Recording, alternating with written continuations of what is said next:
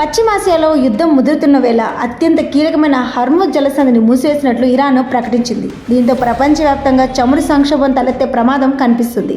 ఇప్పటికే వేలాది మంది ప్రాణాలు కోల్పోయిన ఈ పోరులో ముడి చమురు ధర బ్యారెల్కు $200 చేరుతుందన్న ఇరాన్ హెచ్చరికలతో ప్రపంచ దేశాలు అత్యవసర చమురు నిల్వలను బయటకు తీసేందుకు సిద్ధమవుతున్నాయి. భద్రాచలంలో శ్రీ సీతారాముల కళ్యాణోత్సవం రామనామ స్మరణల మధ్య అత్యంత వైభవంగా జరిగింది. ముఖ్యమంత్రి రేవంత్ రెడ్డి దంపతులు ప్రభుత్వం తరపున పట్టు వస్త్రాలు, ముత్యాల తలంబ్రాలు సమర్పించారు. ఈ నేపథ్యంలో 350 కోట్లతో ఆలయ అభివృద్ధి పనులకు సీఎం శంకుస్థాపన చేశారు.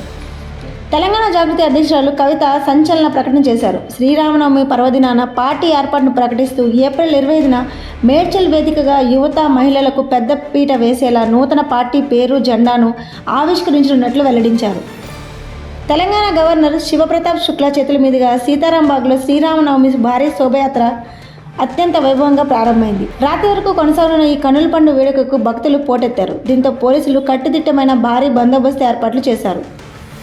అయోధ్య బలరాముడి ప్రాణప్రతిష్ఠ తర్వాత జరిగిన 3వ శ్రీరామనవమి వేడుకలు అంబరాన్నంటాయి. స్వామివారి నుదుటిపై ప్రకాశించిన అద్భుత సూర్యతిలకం దృశ్యాన్ని చూసి భక్తులు పరవశించిపోయారు. ఈ విశేష పర్వదినం సందర్భంగా దేశ విదేశాల నుంచి పోటెత్తిన లక్షలాది మంది భక్తులతో అయోధ్య నగరం ఆధ్యాత్మిక శోభతో విరాజిల్లింది. ర్యాపర్గా ప్రస్థానం మొదలుపెట్టి రాజకీయాల్లో సంచలనం సృష్టించిన 35 ఏళ్ల బాలన్ షా నేపాల్ నూతన ప్రధానమంత్రిగా ప్రమాణ స్వీకారం చేసి సరికొత్త చరిత్ర లిఖించారు. మార్చి 5న జరిగిన ఎన్నికల్లో మాజీ ప్రధాని ఓలీని ఓడించడమే కాకుండా జెన్జీ ఓటర్ల ప్రభంజనంతో 182 స్థానాలను గెలుచుకున్న ఆయనకు భారత ప్రధాని నరేంద్ర మోడీ అభినందనలు తెలిపారు. టెహ్రాన్లోని పాకిస్తాన్ రాయబార కార్యాలయ సమీపంలో అమెరికా, ఇజ్రాయెల్ జరిపిన వైమానిక దాడులపై పాక్ ప్రభుత్వం తీవ్రంగా స్పందించింది. తమ దౌత్యవేత్తలకు హాని జరిగితే సహించేది లేదని హెచ్చరించింది. ఈ దాడుల్లో పలు భవనాలు ధ్వంసమైనప్పటికీ దౌత్య సిబ్బంది సురక్షితంగా ఉన్నారని తెలిపింది. తమ దేశం ఖతార్ వంటిది కాదని ఇజ్రాయెల్కు పాక్ ఘాటుగా బదిలిచ్చింది. Mega power star Ram Charan పుట్టినరోజు సందర్భంగా బుచ్చిబాబు దర్శకత్వంలో తెరకెక్కుతున్న పెద్ద చిత్రం గ్లిమ్స్ను విడుదల చేశారు. అందులోని పవర్ఫుల్ డైలాగులు ప్రేక్షకులను విశేషంగా ఆకట్టుకుంటున్నాయి. చరణ్ సరసన జాన్వీ కపూర్ నటిస్తున్న ఈ హై వోల్ట్ స్పోర్ట్స్ డ్రామాను ఏప్రిల్ 30న ప్రపంచవ్యాప్తంగా విడుదల చేస్తున్నారు.